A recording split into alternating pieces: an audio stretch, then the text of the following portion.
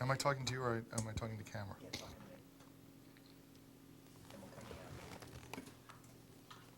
Do you want me to put this chair next to you? Good, Jeremy? Yeah. We'll run with it. Okay. First question I ask everybody. What was the first record you ever bought?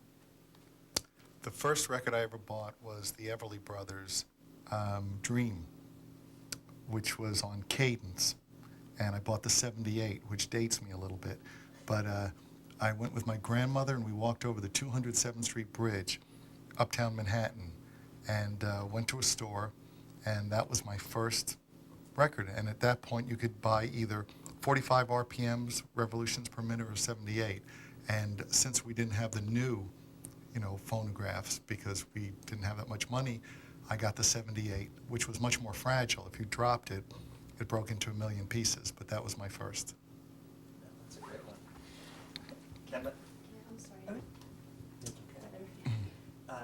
So you were talking a bit before that, you had been getting into the music industry in New York before, and you had touched base with people like Barry Mann and Tommy James, people that come out of kind of the 60s hit-making, Brill scene, what was your kind of, and that's where, Buddha Records was coming out of 1697 Broadway, all that stuff was coming out of New York at the time. And what was your awareness of what was happening in New York, and did you know where to find it?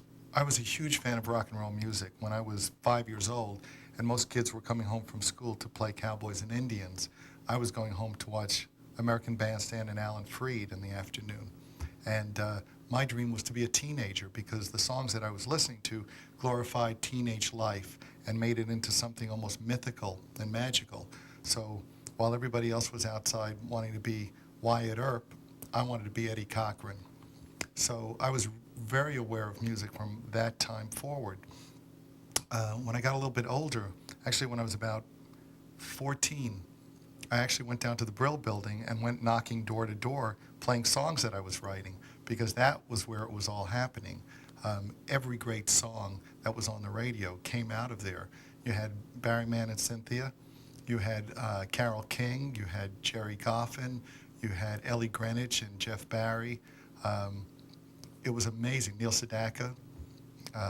The things that were coming out of that building just made it kind of Mecca. It was, you had to go there. It was like going to Jerusalem, and I went down there peddling songs. I was too young and I had some things to learn, but I knew where I was headed. So how do you even know about it? How do you know where to go? I used to go to 48th Street, between 6th and 7th Avenue, were all the music stores. And between going there, I would also go over to 1650. And, there were two buildings where basically all the songs were being written. And somehow I knew about them. And I also knew that all the publishing companies were in those buildings. And that's really what I aspired to from the youngest age I can remember, was wanting to be a rock and roller, wanting to write songs, and be a part of that scene, because rock and roll really was a reflection of youth and what it was like to live in America and grow up in America. Well, how then did something like the Beatles coming change your thinking about music, if it did at all? The Beatles changed my thinking about music only in the sense that it reaffirmed for me that if I had any doubts about wanting to be a rock and roller, they took those away. I remember sitting at home on Sunday night, 8 o'clock, waiting for Ed Sullivan to come on because the Beatles were finally going to be on the show.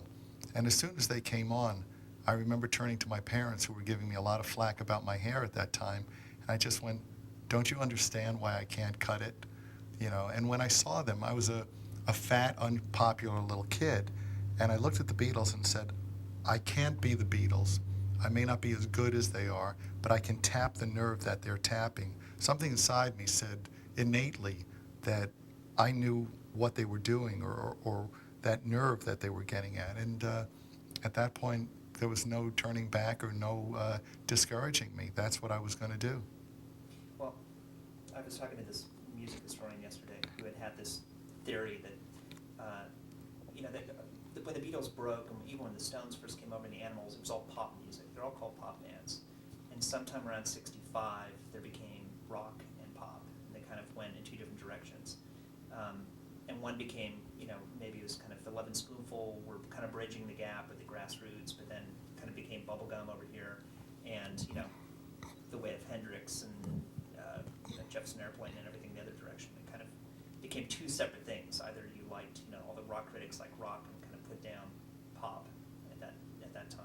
The Monkees were kind of the pop direction, and as the Beatles went the other direction. I mean, throughout that whole time in the late '60s, where was your head at musically? What were you into, and what did you think of pop at the time?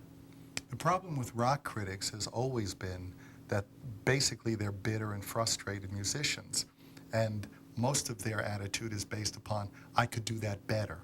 And it usually comes from a place of envy. So I don't think that anybody listening to music needs to be educated to what's good or bad. And I think that there's a condescending tone to a critic that none of us really need. You can tell I like critics a lot. But a lot of them wind up working for me, so who cares? So that being said, to me there was only two kinds of music. There's good music and bad music. And there's awful rock music, and there's great pop music, and vice versa. So I was just as likely to make a counterfeit ticket, which I did, to go see Jimi Hendrix at Hunter College when he returned after the first album came out, as I was to go to the store and pick up, the #1 single of the week. There's, to me, there is only good and bad. There's good art, bad art. There's good music, bad music, and you can call it whatever you want. It's all about the standard, and it's strange to have critics pontificate about, what is high art, when really it's more a function of people to decide what they like, and they speak in volumes. They give thumbs up or thumbs down. Music, like everything else, is of the people, by the people, and for the people. It's created by the public, for the public. I mean, the biggest single of 1969, the biggest single of the decade was Sugar Sugar. This is the year of Woodstock and everything else. Well, jumping ahead a little bit, when you started the band, how? I guess I'm wondering, up until the time you met Neil and were signed, and what was your sense of your image and your place, and your sound? How much did that change once you met Neil? Is what I'm getting at. Where were you and what happened? Can you hear that? Yeah. Rolling? Okay. I was such a big fan of rock music that on any given weekend I went to the Fillmore East, which was in the East Village. It was a theater that's, the capacity was about 2,600 people. And on any weekend for $3, $4, and $5, you could see a 3-act bill that would be impossible to see today. You might see Derek and the Dominoes, Humble Pie, and Slade. You might see Led Zeppelin and Woody Herman's orchestra. It was, the diversity was incredible. And, that's where I spent my weekends. So when KISS was first put together, the whole idea was to take music and theater a step further. I wanted this to be the band that I never saw. I saw some bands that, at least for me, visually were everything I hoped for, but musically let me down. Vice versa was true also. So KISS was really to be the quintessential hard rock band crossed with, a visual presentation that was striking and yet very cohesive. The beauty of KISS in the beginning was what we wanted it to be was 4 members, much like the Beatles, in the sense that each one looked like he belonged in the band, but could clearly have his own following. That's what we were striving for in the beginning, was a group image and a group look that would still afford us the luxury of being individuals. So that was very clear way before we met Neil or anyone else. When we were promoting ourselves in New York City and building up quite a following, people thought there was some Madison Avenue machine behind us because it was so well oiled and so well thought out. But, you know, that's just the difference between wanting to make music and wanting to make money and music, you know, and that was always, you know, key to me, was that if I'm going to perform a job, you know, of course I love what I do, but if there's money to be made, it should be in my pocket. You know, the problem with this business is that often the person who has one arm around your shoulder telling you, I love you, babe, has the other hand in your pocket. So when you wear tights, you don't have pockets. So when, I mean, what was your thinking then about that kind of dual awareness of rocking and making money? How did that affect your thinking about who your audience was going to be or what your sound was going to be? I mean, For me, there was no glory in being a starving artist. That doesn't appeal to me on any level. And to me, songwriting was always about, don't bore us, get to the chorus. You know, let's write something that by the first time you've heard it halfway through, you know where it's going. To do a 20-minute solo was never of any interest to me. And I really came from a school that believed in well-crafted songs. And if a song sounded good on one guitar, that was how it would be judged, not by wait till you hear the whole band play it and then it's going to be fabulous.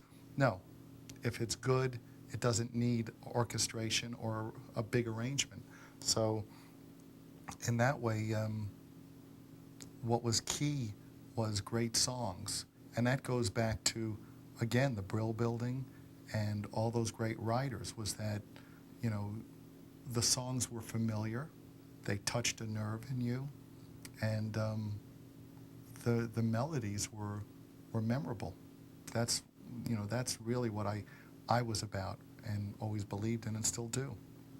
I mean, a lot of those guys, you know, as the rock landscape changed, a lot of them, like Jeff Berry and Ellie Greenwich and Carole King and Jerry Goff, all of them wrote for bubblegum acts, you know, the Monkees and the Archies, and, you know, that's kind of who they were left to write for. You know, they were left to write for kind of, you know, simple pop at that time was considered, you know, bubblegum, you know, because it certainly wasn't, you know, Hendrix at the time.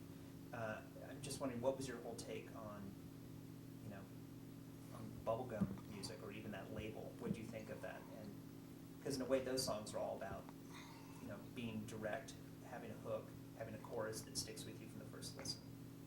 The art is to create a memorable song that has longevity and will last. Bubblegum music, for the most part, was disposable.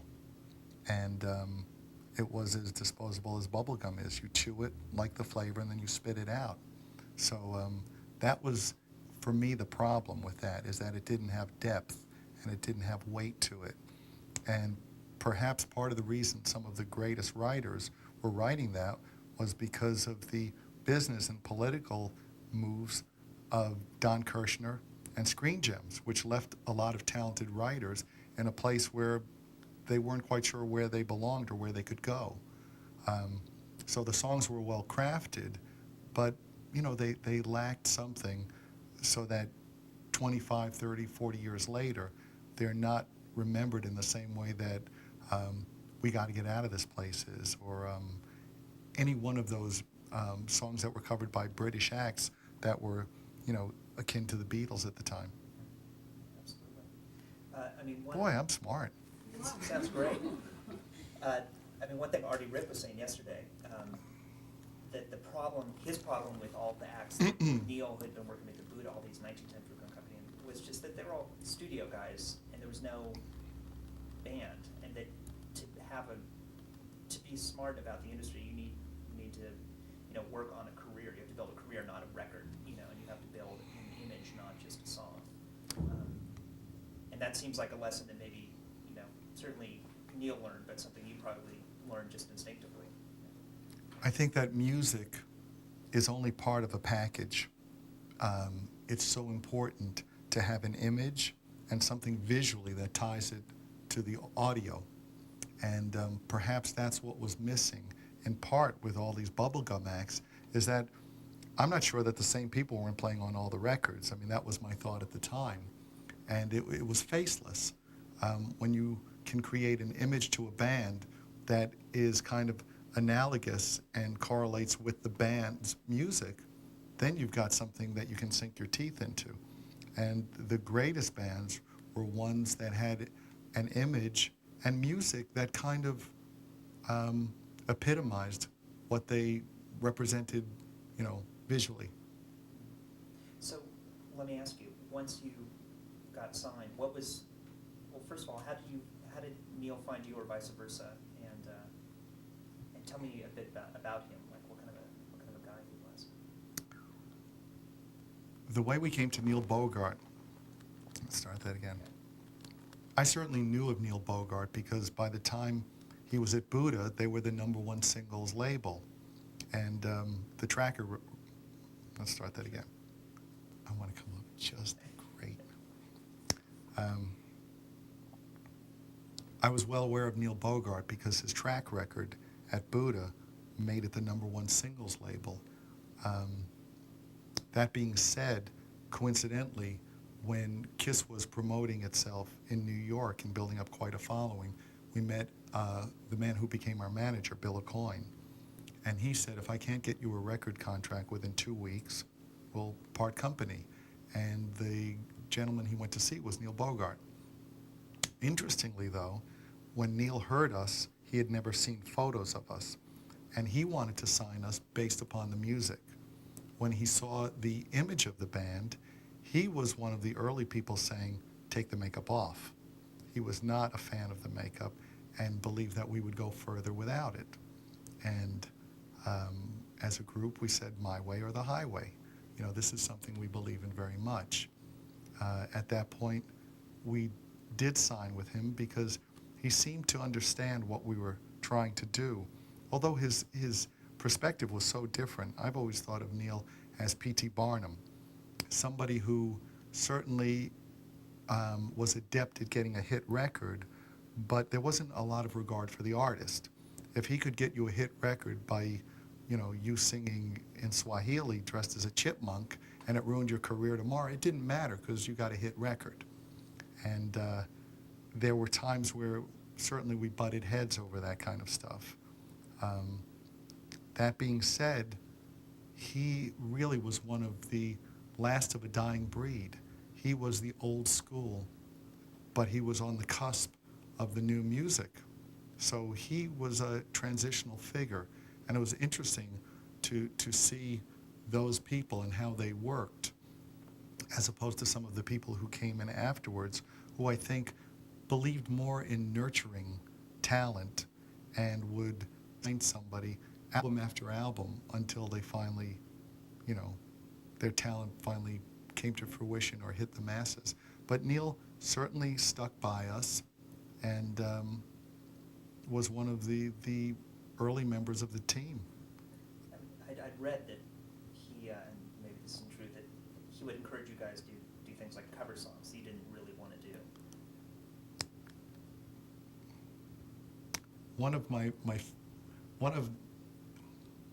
Looking back now, it's much easier to talk with a smile about a time where Neil told us that he wanted us to do background music for a radio campaign for a kissing contest. That's how he wanted to break us in America, by having these kissing marathons at all these record stores. And we were going to do the music that would be behind the ad campaign. And it was an old Bobby Rydell song, who recorded for Cameo Parkway, called Kissin' Time. And he wanted us to update it and record it. And it made me cringe.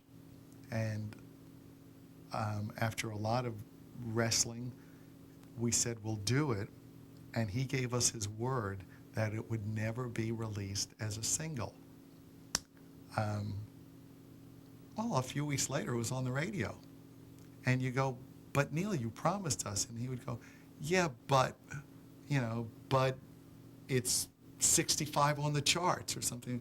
So at that point, I learned something quite similar to the checks in the mail, or I won't come in your mouth. I mean, another thing is, I'd heard that he'd encourage you to kind of to work on having an anthem on each album. I mean, I don't know if that was the case at the very beginning. Yeah. I would say one of Neil's greatest contributions, if not the, essence of what Neil captured with us, was in a meeting where he sat down with us at the old Casablanca offices, which were in a house on Sherborne Drive, right off Sunset. He sat down with us and said, "You guys need an anthem." Now, rock anthem is a term that got used and overused, and everybody wound up writing these things.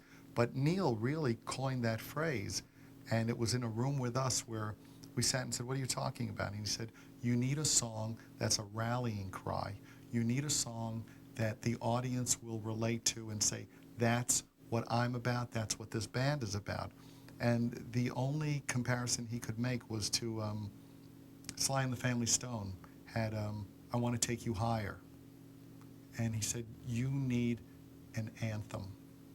And I went, I went back to the Hyatt on Sunset, sat in my room, and picked up a guitar, and not long after, I went, "I want to rock and roll all night and party every day." And I thought, I think that's got a ring to it. And that was the basis of that song. But it wouldn't have happened without Neil. Do you remember what he thought when you brought that song back to him? That I don't remember. That I don't remember. But regardless of what he may have thought when he first heard it, good or bad, it was clearly what he had called for, and he was right, because the public was big way.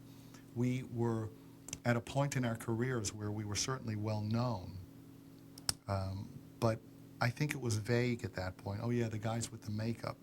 At that point, people went, "Oh, it's that band Rock and Roll All Night. It's that band that likes to have a great time. It's that band that parties all the time." And, that was, I guess, the blueprint for so many songs that came after it about having a great time. And, I would hear these songs and go, gee, I guess, this is our legacy. This is where it starts. If You're Right to Party is definitely tips the cap. So when did the, I mean, I've heard Gene's, quote just recently that, we want to be a brand as much as a band or something to that effect. The merchandising side of it, I mean, was that something that came from you guys, or it came out of the label, or both? The saying we wanted to be a brand as well as a band is comes off sounding cold and calculated. It might well be. To put it in different terms, certainly we felt that there was a certain snobbery on the part of the artists, on the part of the musicians who wanted to be artistes, and fan clubs weren't cool. And we were going, wait a minute, how can a fan club not be cool? It's a grouping of all these people who have this common love, in this case of Kiss. And how can it not be cool to have them have belt buckles or T-shirts if that's what they want? Who are we to decide what's cool and what's not cool? Those are the people who put us in that position in the first place. And what could make us more proud or be more of an honor for us than to have them wear something with our name, emblazoned on it? So that's really what that came out of. People used to say, "Oh, you're so brilliant, you're these marketing geniuses." Rubbish. All we ever did was listen to our public, listen to our fans, and when they told us what they wanted, they got it. And we were somehow, these marketing geniuses, because, it's not that different than going into a restaurant and ordering a hamburger, and they bring it out, and you go, "You are just amazing. You brought me a hamburger." Well, you asked for it, and you deserve it. Well, I'm wondering about, I'm 35. When I was, You don't look a day over 34. Oh, yeah, thanks. Yeah. We all listened to Kiss, and we were all 10, 11, 12 years old. Now, I'm wondering, in terms of having a young teen audience like that, was that, what came first in that case? Was it that you found that kids were liking you, or the more that you reached out to that audience, they responded? My philosophy has always been, if I'm true to myself, in some way, my philosophy has always been, if I'm true to myself and do something that comes from within me, someone else will relate to it and say, hey, I feel the same way. So it was more important to do what came naturally and have it find its own audience. And certainly one of the beauties of KISS has always been that people relate to it on different levels. Some people love the way the band looks, they hate the music. I remember seeing a 4-year-old kid in a clothing store in the 70s, and there was a KISS sticker on a display case, and this little child went, KISS. And I went, we're onto something. And not because it was calculated, but because, again, going back to the boy who saw the Beatles on Ed Sullivan, it was saying, I think I know how to touch that nerve. Let me just ask you to explain that a bit more about, teens or kids liked about the music, or the band. For me, the essence of what people have always loved about KISS, particularly in the beginning, was the thought, I may not be able to look like them, but I feel just like them. And KISS was about celebrating life, partying, sex, all the things that make growing up exciting, freedom. And the look of the band was just, something that came from that. It was a visual representation of what we were singing about. The freedom to look the way we felt, or to look like, I listen to myself and go, oh my God. Let's do that again. Well, but also, part of the sex, I'm sure your older fans were completely, living, vicariously or enjoying that part. But I'm wondering, for a 13-year-old kid or 12-year-old, when I was a kid, I wasn't responding to that necessarily. I don't know what it was. I think the beauty of KISS has always been that people relate to it in different ways and on different levels. It's like someone watching a movie when there are things in it that are beyond their age. They may like the car chases and not get the love scenes. KISS has always been great because it's been something that, first of all, visually people would look at and go, I may not have the guts to look like that, but I feel like that, And KISS has always been about celebrating life, about youth, about freedom, about succeeding on your own terms, which is something we've done now for 30 years. So that's something we've championed. We've always championed being an underdog and coming out on top. And that may be lost on some people who look like the 4-year-old who saw us in a store on a poster and said, KISS. So did he know that we were singing about getting laid in the back of a car? Hardly. But he loved the way we looked. Someone else would go, gee, I was in the back of that car last night, and now they're singing about it. So I think that KISS has always been wonderful in that it's multifaceted and touches all different people on all different levels. Did parents always like you? Hopefully, we've always been a parent's worst nightmare. Now, with time, that certainly gets tempered. You can only be shocking for so long. But at this point in the history of the band, I'd have to say that there are some people who fear us just for the fact that we've been able not only to survive, but to thrive on our own level and by our own terms for the length of time that we have. Can we be as controversial as we once were? Of course not. How many times can a magician pull a rabbit out of a hat and get the audience to ooh and ah? But the fact that we have continued on our own terms and played by our own rules remains frightening to a lot of people who are boxed in and threw in the towel early on. To be a person who had aspirations and then decided to follow the pack because it was easier, it's kind of frightening to look at people like us and to see me sitting here and going, you know something? You can win by playing by your own rules. If you don't get their bat and ball, go get your own.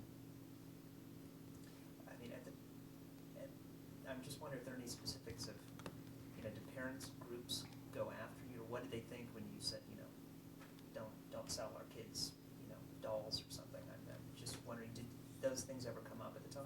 They probably came up all the time. Interestingly, in the beginning, we were so controversial that we were rock and roll's bad boys, or whatever that was at that time. And we were feared, probably because the parents grew up living that same dream. And they knew what their teens were doing. They had survived, but worried for their kids. That being said, where were... I was just wondering if kind of specifics of, when you were finding your way into, kids' rooms. Okay. In the beginning, I think a lot of parents feared us, probably because we were the 70s version of Elvis, or what they had grown up with. And again, rock and roll was about rebellion and celebrating freedom. And parents are sometimes afraid that teenagers and freedom are not the best mix. It's a volatile combination. So the part of it that became funny to me is that in the late 70s, we had a lot of moms bringing their kids to our shows. And very often those moms wound up at the hotels with us. So rock and roll doesn't really change. What was the idea behind Super Kiss? What is Super Kiss? From what I've read, it was a kind of a philosophy and a marketing plan to kind of franchise the band and do things like amusement parks. And do you remember this at all? Does this ring a bell? Often what happens is that if things that are in an embryonic stage are brought up or recorded in an interview, it becomes fact or something that's imminent. And many plans that we've had, or just ideas that we may have bounced off each other, became carved in stone in the press, in the media, and people would come over to us and say, whatever happened to Kiss cars, or things like that. And the truth is, for all the talk there is of marketing and exploitation, so to speak, of the band, a fraction of it actually ever comes to fruition. I do want to ask you about the Kiss Meets the Phantom of the Park. And that was I was blown away to find out that Hanna-Barbera made that. How did, who were you going for in making that, and how did you decide to go with Hanna-Barbera? When we were approached to do a film, we were arguably the biggest band in America, and we were sold it as A Hard Day's Night meets Star Wars. Gullible as we were, we thought, yeah, that sounds great. Also, we had never acted, had not a clue as to what the basis or foundation of acting is. We never read the script. It was a debacle in terms of it becoming what we were told it would be. But early on the set, we would sometimes look at each other and go, this sucks. And someone would go, no, it's going to be great. And it was very educational for us, because it was one of the few times and last times we went along with somebody going, trust me. It was a great experience, a learning experience, and a lot of people who saw it loved it, but probably for the wrong reasons. It was so kitschy, but it was never meant to be. But there was all kinds of problems with, you can't have music that's too edgy, and you can't have fight sequences that are too realistic. So it tried to like stay on the fence and not go too far in one direction or the other. It was a very, very peculiar film. To this day, if anybody can tell me what the ending means, I'd be real interested. This mad professor suddenly becomes old, and it was a real experience for us. At that point, the band wasn't talking to each other. Most of the guys in the band were, feuding, so to speak, and there was talk of, people leaving. So we said, let's all do solo albums, and it was an interesting time. I mean, one thing that's, as by ways of comparison, there were other bands that got involved in maybe being marketed as something they weren't. I mean, whether it's the Raspberries or the Bay City Rollers, or who were just rock bands that ended up, on Saturday morning TV shows, things like that, and it always broke up the bands. It didn't in your case. I mean, what were you learning lessons around you, or was it just that you had this, you were involved in that side of it from the beginning? I have a huge survival instinct, and nobody's going to tell me when it's over. And if there are mistakes made, they can be rectified. But there have been times in the band's career where we were all but counted out, and that's all the more reason to me to come back and knock out whoever we're in the ring with. Part of that ideal of freedom means being free to choose when you leave, and that's not something that I take lightly. So survival has always been key to me, because I fought hard to get where I am, and nobody's going to take it away from me. I will tip my hat and leave when I'm good and ready. Speaking of the Raspberries, I heard that you were jamming on a Raspberry song when Deuce came out. Is that true?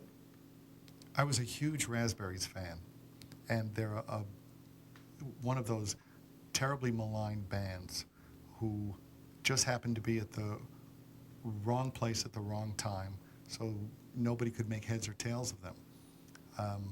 But their first hit was a song called Go All the Way, and when Gene came in with a song called Deuce, it didn't have a beginning, and the signature lick that begins the song and then is reintroduced in the middle of the song was really my, kind of knockoff of the riff that starts Go All the Way. When I heard that, it made sense, but I never realized it. I'm a Raspberries fan too. One of the other, probably, at least in my mind, the greatest promotional stunt I remember is the comic book, The Blood in the Ink. We should talk about the solo albums too, because that was Neil. That's an interesting. But go ahead. Any thoughts about where that whole idea came from? I mean, because it stuck in everybody's head. I mean, it was hugely successful.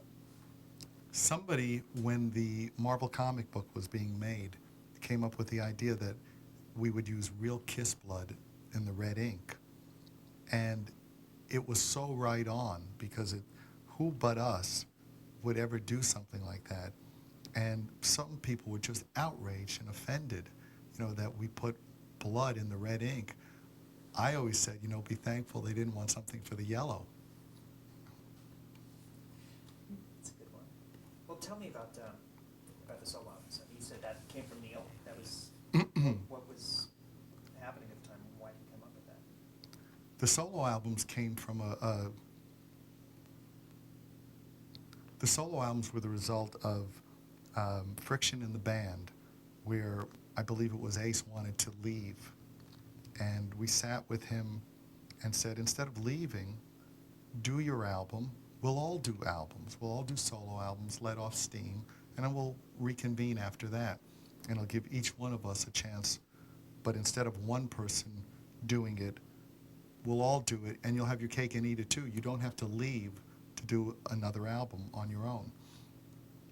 The albums were very successful, except Neil decided that he would put out 1 million of each album, which was very problematic because each one sold around 600,000. It would have been extraordinary to release 4 albums and sell 2.5 million albums in a short period. However, in a lot of people's minds, the albums were a disaster because there were 400,000 of each one sitting in a warehouse somewhere. So that was a miscalculation, although the idea was quite good and sound. Well, let me ask you a bit about Casablanca. I mean, how did you feel about being on the label with the Village People and Donna Summer? In the beginning, I certainly had no problem being on Casablanca Records because we were Casablanca Records. Casablanca Records started with Kiss.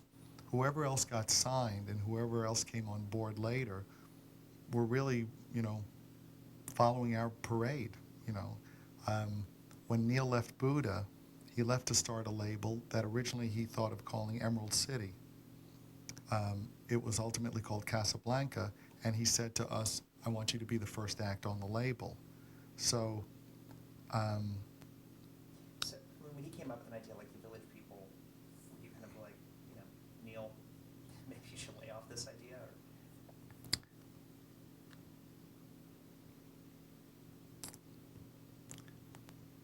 trying to be very tactful.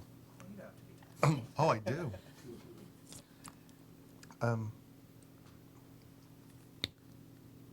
Neil signed us to Casablanca and certainly realized that we had the potential to be very successful. And he fought for us, which I commend him for. We were originally being distributed by Warner Brothers. And Neil got hold of a memo that was not supposed to be leaked that virtually said that they weren't going to promote the Casablanca album, Kiss. And we wound up leaving Warner Brothers. And, Neil felt very strongly about something and committed himself to it. And I give him a lot of credit for that. In terms of a lot of the acts that followed Kiss onto the label, I think that was more symptomatic of the school that Neil came from, which was, let's have hits. And that artistry, outside of Donna Summer, who is a great singer and a great performer, there were a lot of questionable acts on that label. But it was kind of like a cookie cutter mentality. Let's turn out, if we've got Kiss that wears black leather, we'll get this band and they'll be the good Kiss and they wear white. It was a simplistic view, and it may have worked on a small scale, but it rarely worked on a big scale. And when it did, again, maybe it was very much the child of bubblegum, because some of those groups certainly were very successful, but they had no depth, and they certainly, over the long haul, have not been taken very seriously. I mean, they were essentially projects of songwriters and producers. That's very diplomatically put, but I mean, to me, the Village People are the 1910 Fruit Gun Company of the 70s. Absolutely. Down to the costumes. You look at the 1910 Fruit Gun Company; it's the same thing. The whole plan with the Village People was to kind of epitomize all the different role models and characters that I think it was Jacques Morali had seen in the Village, all the gays. You had the butch biker types, and you had this and that and the other thing. So it was very cartoon-like. But then again, so was Kiss. I think the difference was that Kiss was born out of Kiss. We created Kiss, wrote the songs, and clearly understood what we wanted to do, regardless of whether someone else had a different agenda and plan for us. I think some of the other acts that were on that label were clearly put together and promoted in a way based upon the label's idea rather than the band's idea. I mean, the fact that the Village People were marketed to kids, that doesn't make a lot of sense. Well, I remember when the Village People first came on the scene, and some women would go, "Oh, the biker's the hot one," and I'm going, I think he'd like your husband better than you. So, I mean, as Casablanca grew, and it did, and became very successful, and I've read Hitmen, and all those books, it seemed like things got a little crazy. I mean, you were not around. I mean, you were not living here at the time. Oh, I saw life out here. So, over the years, then, what happened to Casablanca and to Neil? I think Casablanca ultimately imploded and exploded. Like many of the labels during the 70s, there was a lot of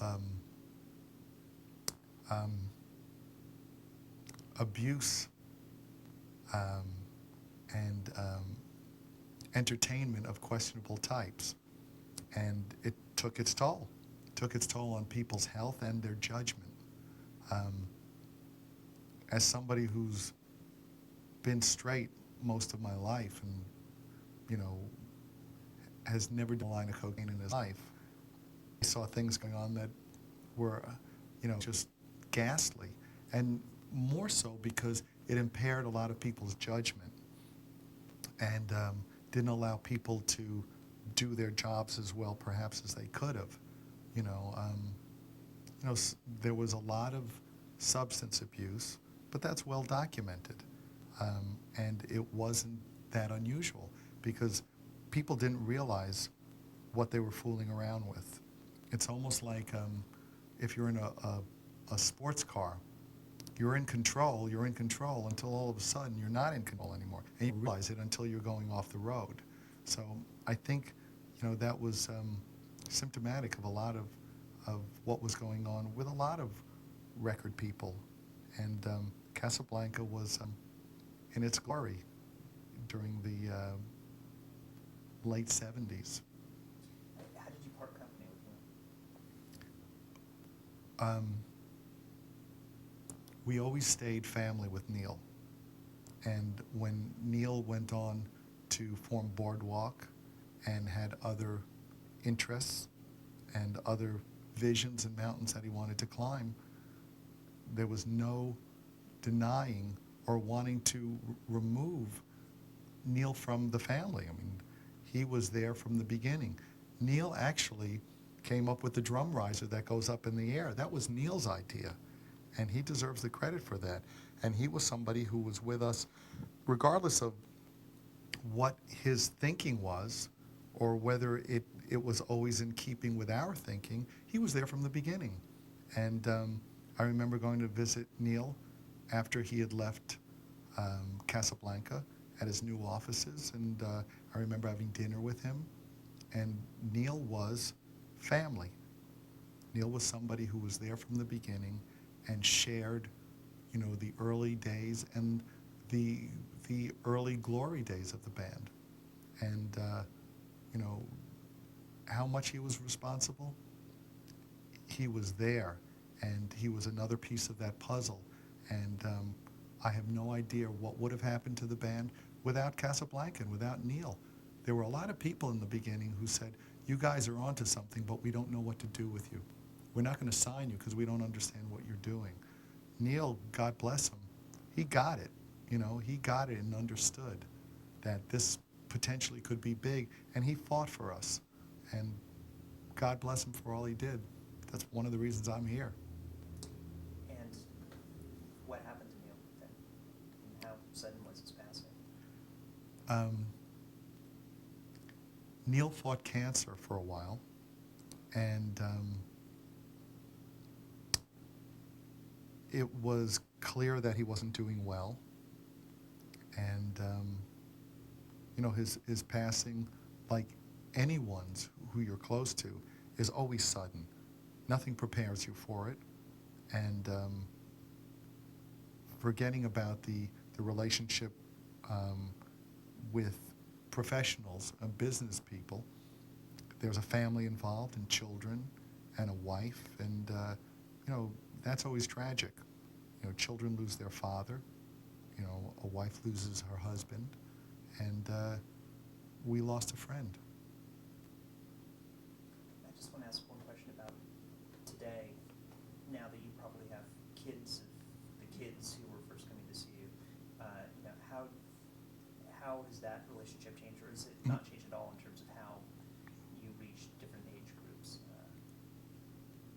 My son is 7 now, and his friends think Kiss is the coolest thing around. Other bands can come and go, and they'll be very successful, and God bless them. And there's nothing better than success and the money it brings and the freedom it brings. Kiss remains real cool, and again, people relate to it on different levels and for different reasons, and we are truly the virus you can't kill. We are the cockroaches of rock and roll. When all else is gone, Kiss will remain. That's a great place to end it. Thank you. And maybe Keith.